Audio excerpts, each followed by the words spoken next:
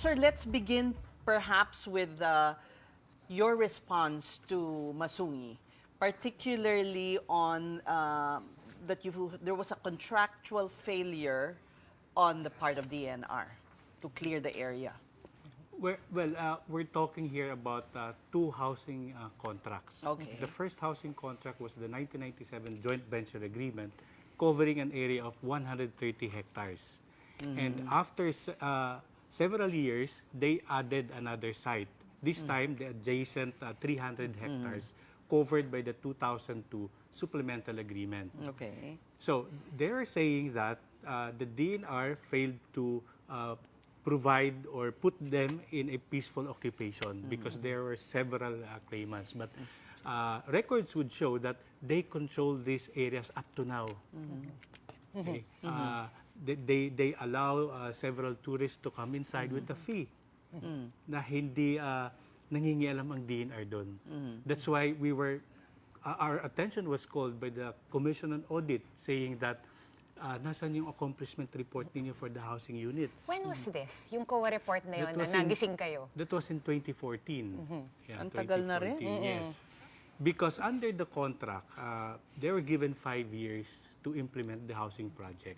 But despite the several extensions of that period, okay, they never built any house. These are supposed to be for government employees. Correct. Yes. Pero may 5,000. housing na nakikita, di ba? Have you been able to inspect? Yes, but mga 3 to 5 model houses lang po yun. Hindi yung madaming housing units. Okay. And are they able to sell these lots and cottages supposedly to the public? Well, there are reports that they have this coordination with Pag-ibig at maraming mga kababayan natin yung nakakabili ng mga areas dito. But as to the records, we're still gathering as of this time these transactions. Yeah. As a quick step back, no? We're talking about, of course, Masungi and Blue Star in combination and different entities. They have 4 total contracts. We're talking about one, right? But 1997 with the supplemental 2002. This should cover 10,000 houses, di ba? 5,000 muna, then another 5,000. Now, late last year, may lumabas na issue because the operators of Masungi, they said na yung Bucor kasi magpapa-check daw nung, kumbaga, ocular to see what they can do. They're thinking of building something there. And then there was a big outcry and it was all over the news. So does the Bucor not own that property? Because parang it's a bit confusing. Yeah. Well, to start with, before you can have a title over a government property, there should be a Presidential Proclamation. Unlike the first contract, yung 1997 Joint Venture Agreement, meron siyang proclamation that it was reserved for housing purposes or housing project. Okay? But the 2002 Supplemental Agreement, yun po yung walang proclamation, walang consent of the President for it to be a housing project. So yung unang 130 hectares, they keep that? Yes. They yes. still Walang issue yun. Yeah. Okay. So, are you saying they should be happy with this and let go of the 300? Parang ganito yung Well, may mga compromise. May mga observations pa rin tayo dun sa 1997 Joint Venture Agreement, especially with their obligation to construct 5,000 housing units. Kasi up to this time, wala pa po silang nako-construct. Ni isa? May mga model houses lang, mga 3 or... Since 1997. Oh, ang tagal na. Yes. So, nung na-extend to, no? Yes. Of course, it also begs the question, sino pumayag na ma-extend yun since hindi nga sila nakapag-deliver, which you Oo guys nga. were pointing out. And obviously, you're trying to clean up the messes from how many years ago? Correct. We understand that. Pero dun sa second part, nakita ko rin from your own documents na in 2006, you already, parang they were allowed, no? The developers were allowed to sell to not government employees, meaning to anybody who That wants... is very strange. Yeah. I mean, if you're going to, why not construct for government employees Yeah. first? Why are you selling to the public? That's What why... And if they have no title, do they even have the right? Correct, Yes. correct. To sell. Yeah. Because that's government property. Yeah. And parang sabi ni General Katapang, yung original certificate title, nasa kanila. Wala daw Correct. TCT. Transfer. Yeah. In fact, yun ang mga observations namin in our investigations. So, yun ang nakita namin na wala talaga siyang basis And in fact, yung extension, several extensions, were already in violation of the 1997 Joint Venture Agreement. Kasi ang nakalagay doon, yung area na ito ay for housing purposes. Ang beneficiaries ay government employees. Which actually runs contradictory to what they are proclaiming as what they are doing as planting endemic trees, preserving the flora and fauna there, when the original plan was to build houses. Correct. Also, but well, that means they're environment advocates. So how do you counter that? That's why our approach is to untangle these complexities. Kasi there are several contracts that we have to check, to evaluate, to examine. And the first contract that we found that is really defective, both dun sa obligations nila as well as the legal requirements, itong 2002 supplemental agreement. Kasi wala siyang basihan. That's why we're saying that we cancel this and require them to vacate the area. Can we ask you, Asec, what is on the 300 hectare area, no? Yung additional na in-award sa kanila in 2002. What is on there right now? Okay, yung 300 hectares, ito yung area kung saan yung Geopark Reserve is. Okay. Nandun yung mga Masungi karst, nandun yung web. So ito yung pasyalan ng ating mga kababayan. Pero Gusto nyo naman yon. Maganda naman.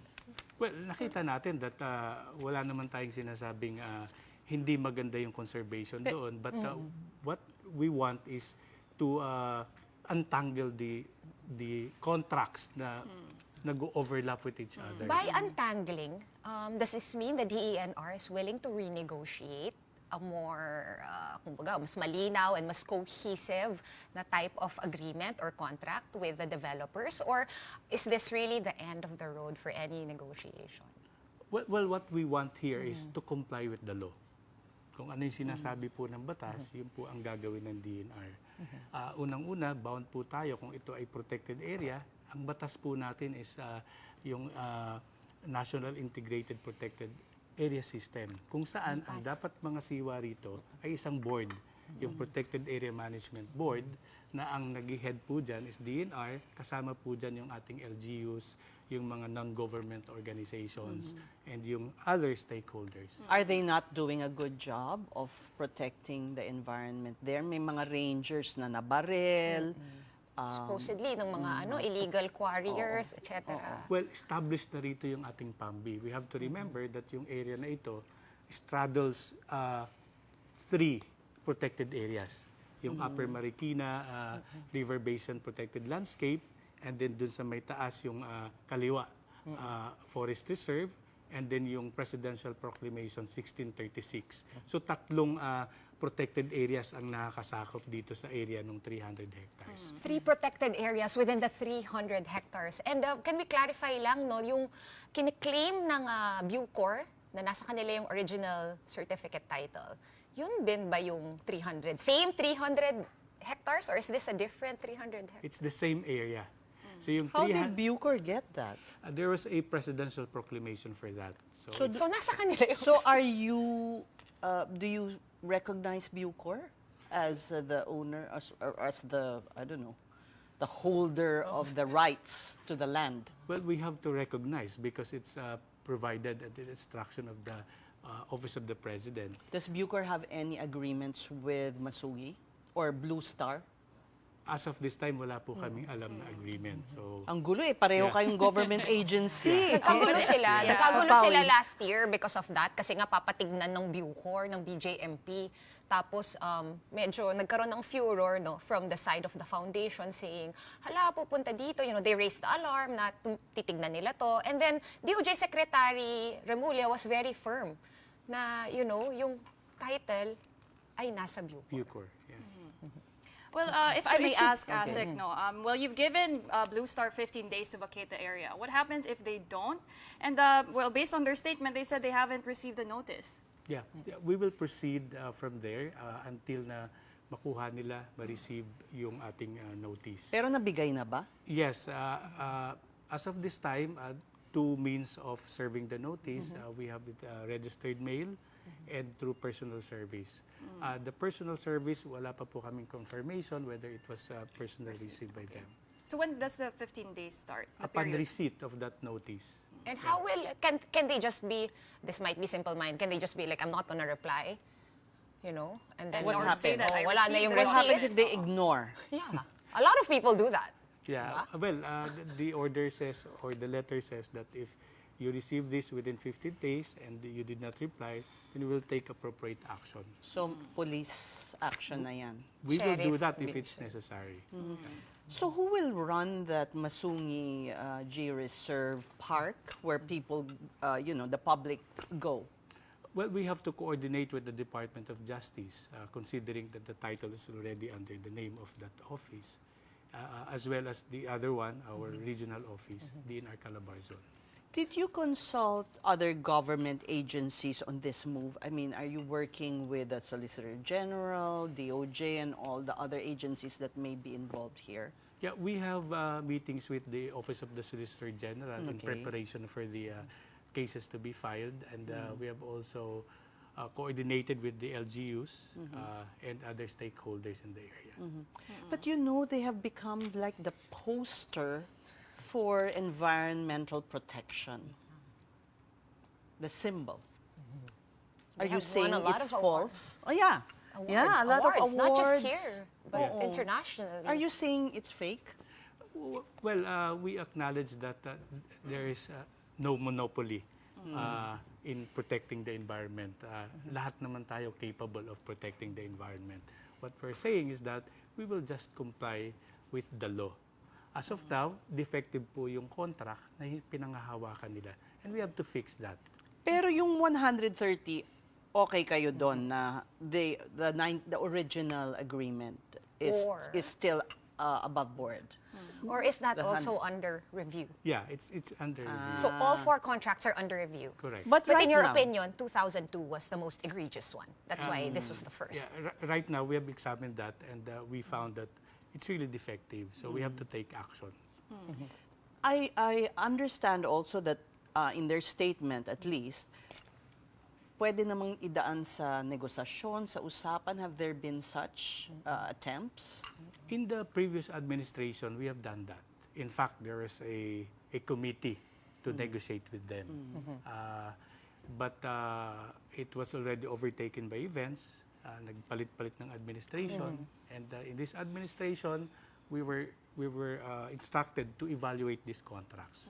Okay. Para naman maging fair tayo, no? I understand meron ding mga under investigation, mismong tao ng DENR who were involved maybe at one point in time or another in this. Meron bang in cahoots Oo, in cahoots, inside? kasi paano nila nakuha parang to, paano ano, nila oo. nakuha to, di ba, pag di sila nakadeliver. So, meron na bang naparusahan? Yes, previously, meron tayong a total of 8 DNR personnel na nakasuhan because of these transactions. Specifically relating to? Provincial Environment and Natural Resource Officer and investigators down our field What offices. were the charges? I think it was grave misconduct. And when were Grave they dismissed, misconduct, Asec? and I think that was, I still have to check the records. But Pero medyo there were, a there while were ombudsman decisions on the administrative liability of our own personnel. Okay. Well, Asec, I also wanted, sorry, Mrs. I Go wanted to ahead. ask about the timeline also of this because the investigation started way back 2014 and the decision only came now. So you also have to wonder about the timeline. Why? Ba't ngayon lang? Opo, Yeah, basically. yeah, I was explaining earlier that the complexities of the issues talagang kailangan mong upuan. And I 11 could years, understand the Asec? secretary. I could understand the secretary, this person administration, that gusto lang nila na maayos yung evaluation.